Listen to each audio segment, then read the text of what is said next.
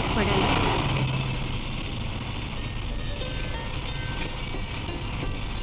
Hello, ഇന്ന് ഞായറാഴ്ച ഓഫീസിലോ? പിന്നെ അങ്ങോട്ട് രാമേട്ടന്റെ വീട്ടിലേക്കാ. ഞാനും അങ്ങോട്ടേക്കാ.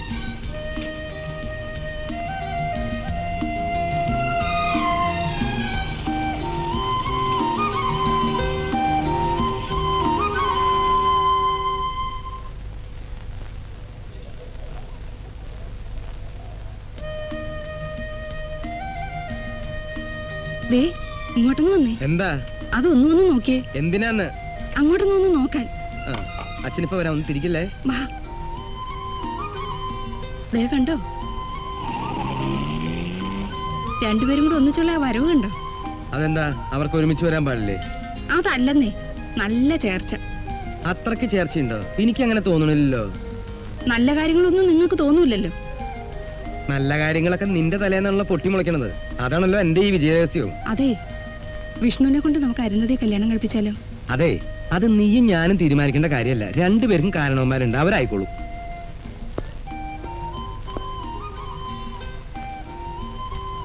അയ്യോ, ഞങ്ങൾ ഒന്നിച്ചല്ല വന്ന്.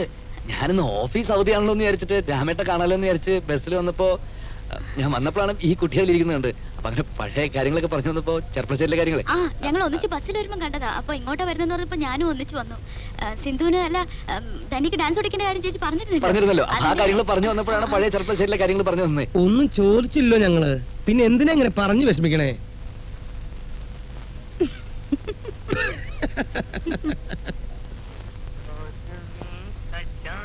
അമ്മ എപ്പോഴും വഴക്കാ. ആഴ്ചയിൽ ഒരു കത്തെങ്കിലും എഴുതി കൊടുന്ന് പറഞ്ഞു. ആഴ്ചയിൽ ഒന്ന് പോയിട്ട് മാസത്തിൽ ഒന്ന് പോലും. സത്യത്തിൽ എന്നെ കൊണ്ട് പറ്റില്ല ഈ ബോറ് പരിപാടി. എടാ, നീ ഇത് എത്ര എഴുതും? എന്നും കാണുന്നുണ്ടല്ലോ.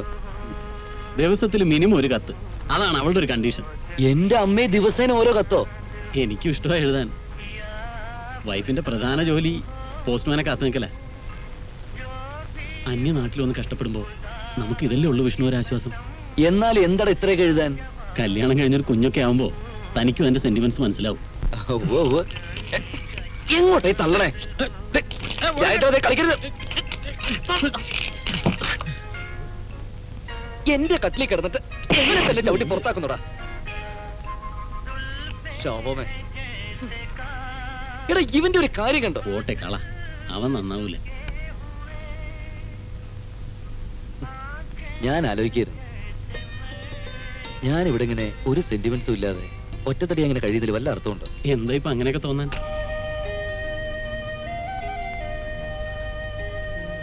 ഇനിയിപ്പോ ഒരു കല്യാണം കഴിക്കുന്നോണ്ട് വലിയ കുഴപ്പമൊന്നുമില്ലല്ലേ? വല്ലതും ഒത്തു വന്നിട്ടുണ്ടോ? ഒത്തുവരും. എന്റെ കാര്യമൊക്കെ ഭാര്യക്ക് എഴുതാറുണ്ടല്ലോ അല്ലേ? പിന്നെ എങ്കിൽ ഇതും കൂടി എഴുതിക്കോ.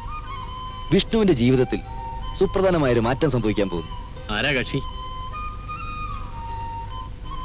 സമയമുണ്ട്, പറയാം. താൻ കൊറേ നേരമായാലും മുക്കി മൂടി നടക്കാൻ തുടങ്ങിയിട്ട്. കാര്യം എന്താന്ന് വെച്ചാ പറ.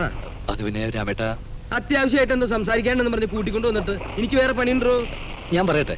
വല്ല വെടിപ്പേരക്ക് തീ പിടിച്ച കാര്യമോ ബസ് പറഞ്ഞ കാര്യം വെച്ചാ പറയണ്ട. അതല്ല രാമേട്ട. രാമേട്ട കല്യാണം കഴിച്ചിട്ട് എത്ര കൊല്ലായി? ഇതറിയാനെ താൻ ഇത്രയും ദൂരം കൂട്ടിക്കൊണ്ടുവന്നത്? ഒന്ന് അറിഞ്ഞിരിക്കാനെന്നേ. 15 കൊല്ലായി. ഇപ്പൊ രാമേട്ടൻ എത്ര വയസ്സായി? 54. അയ്യോ, അപ്പൊ 39ാമത്തെ വയസ്സിലാണ് രാമേട്ടൻ കല്യാണം കഴിച്ചത്. അതൊരു ലേറ്റ് മാരേജ് ആയിരുന്നു രാമേട്ടൻ തോന്നണല്ലേ? എനിക്കിപ്പോ അങ്ങനെ തോന്നണില്ല. അങ്ങനെയാണ്. 27-നും 30-നിടയ്ക്ക് ആണുങ്ങളായ കല്യാണം കഴിച്ചിരിക്കണം. അതാണ് അതിന്റെ കറക്റ്റ് പ്രായം.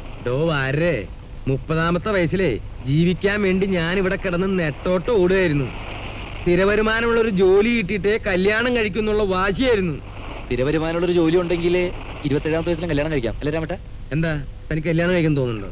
അല്ല, ഞാൻ എന്റെ കാര്യമല്ല പറഞ്ഞത്. പിന്നെ എന്റെ കാര്യ. എടോ, താൻ വാല് പൊക്കണം കണ്ടപ്പോഴേ മനസ്സിലായി തന്റെ രോഗം എന്താണെന്ന്. അല്ല, വീട്ടില് ഞാനാണേ മൂത്ത മകൻ.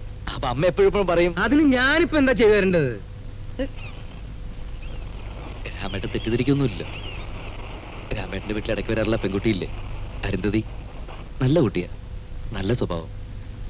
രാമേട്ടനെ ചേച്ചിയും കൂടി വിചാരിച്ച എനിക്കിഷ്ടം. എടോ, താൻ എന്നെ കുറിച്ച് എന്താ ധരിച്ചേ? എനിക്കും ഭാര്യയ്ക്ക് എന്താ കല്യാണ ബ്രോക്കർ പണിയാ?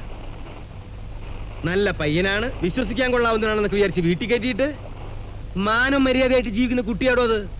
ആ കുട്ടി എവിടെ കിടക്കണു, താൻ എവിടെ കിടക്കണു? ആ കുട്ടിയുടെ തറവാട് എന്താ, അന്തസ് എന്താ? ഇനി ഞാനൊന്ന് പറയട്ടെ, താൻ ഞെട്ടൊന്നും വേണ്ട. മാസം 30,000 രൂപ ശമ്പളം വാങ്ങുന്ന മണി പോലുള്ള ചെറുക്കനായിട്ട് കല്യാണം ഉറപ്പിച്ചിരിക്കുക. എന്നിട്ട് വൃത്തിയോട് പറയാ എന്താ താനൊന്നും മിണ്ടാത്തെ? നാം ഇറങ്ങിപ്പോയോ? സോറി, ഞാൻ ഒരബദ്ധം. ഞാനിങ്ങനെ പറഞ്ഞിട്ട് ചേച്ചിയോ കുട്ടിയോ അറിയരുത്. സോറി.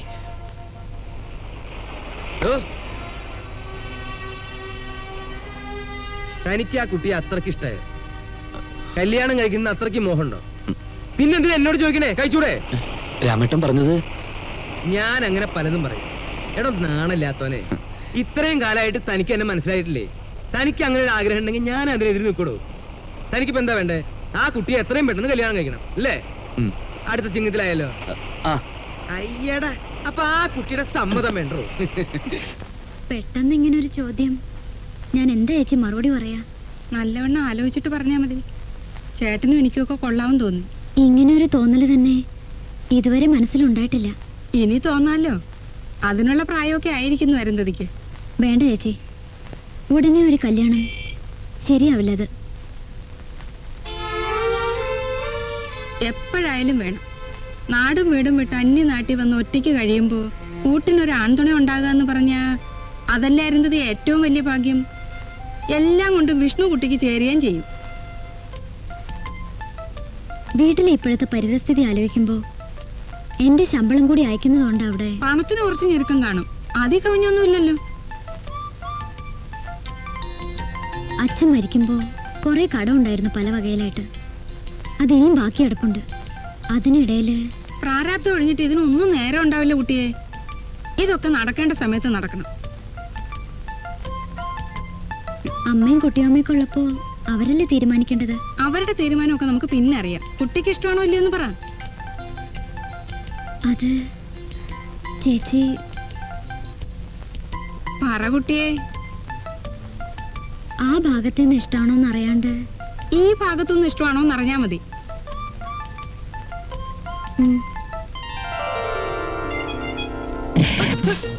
എന്താ പച്ചക്കൊടി? എവിടെ? Clean green signal. കാര്യം പറ.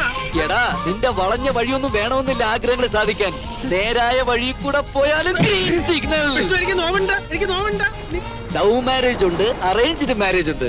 This is an arranged love marriage my dear Rajendran. മനസ്സിന് ഇഷ്ടപ്പെട്ട പെൺകുട്ടി, ഒരേ ജാതി, ഒരേ നാട്, ബോംബെയിൽ സ്ഥിരമായിട്ടുള്ള ജോലി, സുന്ദരി, സുശീല, ശാലീന. അമ്മണിക്കുട്ടി നന്ദിനെ പോലെ. Yes, my life is secure മേരാ ദോസ്ത്, സംജാ? അതിന് എന്നെ ഇങ്ങനെ ഇട്ടിട്ട് പദം വരുത്തുന്ന എന്റെ സന്തോഷം ഇങ്ങനെയൊക്കെ കാണിക്കാൻ പറ്റൂ? ഇന്നത്തെ ചില എന്റെ വക. आंखें किसी से ना उलट जाए मैं डरता हूँ, यारों हसीनों की गली से मैं गुजरता हूँ, दिल टूट जाए तो क्या हो अनजान, मैं तेरी मोहब्बत में पागल हो जाऊंगा, तुझे कैसा लगता है? തിരുവോണായിട്ട് നമ്മുടെ ഭാഷയിൽ എന്തെങ്കിലും ഒന്ന് പാട്. അത് ശരിയാ.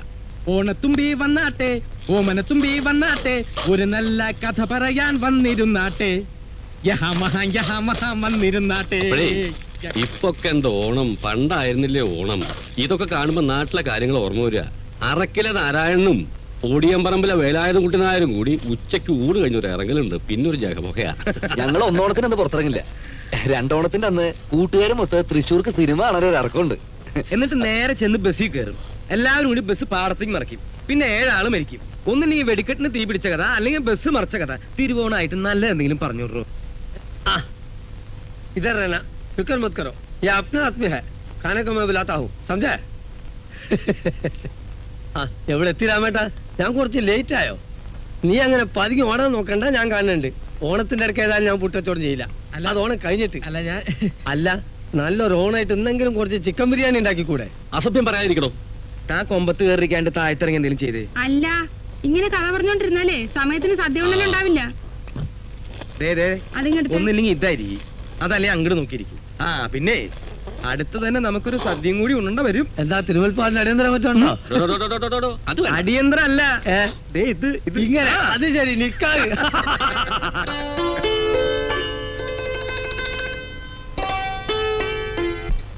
കണക്കൂട്ടലുകളൊക്കെ എവിടം വരെയായി? കല്യാണത്തിന് കാശ് കുറെ ചെലവാൻ സുധാര. അതിന്റെ ഒരു വെപ്രാളത്തിലാ ഞാൻ. അങ്ങോട്ട് കൊടുക്കാന്നല്ലാതെ അച്ഛൻ്റെ നിന്ന് കാലാണ് പ്രതീക്ഷിക്കേണ്ടത്. മടങ്ങി വന്ന വീടിന് പകുതി കൊടുക്കാനുള്ള 5000 രൂപ വേറെയും കരുതണം. ഇവിടെ ഇപ്പൊ 5000-ന് ഒരു വീടോ ഫ്ലാറ്റോ ഒക്കെ കിട്ടാന്ന് പറഞ്ഞാൽ അതൊരു ലെക്കായിട്ട് കരുതിയാൽ മതി. തന്റെ കയ്യിൽ നിന്ന് വാങ്ങിയ രൂപയുടെ കണക്ക് ഓർമ്മയില്ലാഞ്ഞിട്ടല്ല. കുറച്ച് അവധി കൂടി തരണോട്ട് സുധാര. പുതിയ വീട്ടിലേക്ക് താമസം തുടങ്ങുമ്പോ അത്യാവശ്യം വേണ്ട ഫർണിച്ചറൊക്കെ വാങ്ങണ്ടേ? അതിനും ചിലവാകും കുറെ. തനിക്ക് ഇഷ്ടമുള്ളപ്പോ തന്നാ മതി. പിന്നെ പുതിയ വീടൊക്കെ താമസിക്കുമ്പോ ഞാൻ നാട്ടിൽ നിന്ന് ഭാര്യ മോനെ കുട്ടി ഒന്നങ്ങോട്ട് വരും, ഒരാഴ്ച താമസിക്കാം. ഒന്നിങ്ങോട്ട് വന്നേ, എന്താ കാര്യം? കാര്യമുണ്ട്. വാ വാ. എന്താ? കടം വാങ്ങിച്ചിട്ട് കൊടുക്കാനുള്ളൊരു വല്ലവരും പുറത്ത് നിൽപ്പുണ്ടാവും. ഖബറാവ് മत, मेरा दोस्त लोग है. എന്താണത്? ഞാൻ വിളിച്ചു, അവൾ ഇറങ്ങി വന്നു. സേട്ടു അറിയുമ്പോ ഉണ്ടാകുന്ന എല്ലാ പ്രശ്നങ്ങളും ഉണ്ടാവും. നീ എന്താ ഒന്നും ആലോചിക്കാതെ ഇങ്ങനെ? എല്ലാം ആലോചിച്ചിട്ട് തന്നെയാ. ബേച്ചാര ഡർത്താ ഹെ. പെണ്ണിന്റെ മനസ്സാ, എപ്പോഴാ മാറണമെന്ന് പറയാൻ പറ്റില്ല. അല്ലെങ്കിൽ ഞാൻ ഈ കഷ്ടപ്പെട്ട ഒക്കെ വെറുതെ ആവും. ഈശ്വര, നീ തീ കൊണ്ടാ കളിക്കുന്നത്. പേടിക്കാതെ, നിനക്കൊരു കുഴപ്പം ഉണ്ടാവില്ല. ഭാവിയിൽ പ്രയോജനം ഉണ്ടാവുകയും ചെയ്യും. ആരുടെങ്കിലും കണ്ണിപ്പെടുന്നതിന് മുമ്പ് വേഗം ഇവിടുന്ന് രക്ഷപ്പെടണം. എങ്ങോട്ട്? അതിനി തീരുമാനിക്കണം. എനിക്ക് അർജന്റായിട്ട് കുറച്ച് കാശ് വേണം. നിനക്ക് തരാവുന്ന നിന്റെ കല്യാണമൊക്കെ മംഗളമായിട്ട് നടക്കും. Wish you happy married life. നിനക്ക് തരാനുള്ളതൊക്കെ ഞാൻ തിരിച്ചു തരാം. കാര്യങ്ങളൊക്കെ ഒന്ന് കലങ്ങി തെളിഞ്ഞോട്ടില്ല. കരിമ്പാട് പറഞ്ഞേക്ക്, ഞാൻ മുങ്ങിയിട്ടൊന്നും ഇല്ലാതെ. ചലോ ദുർഗ.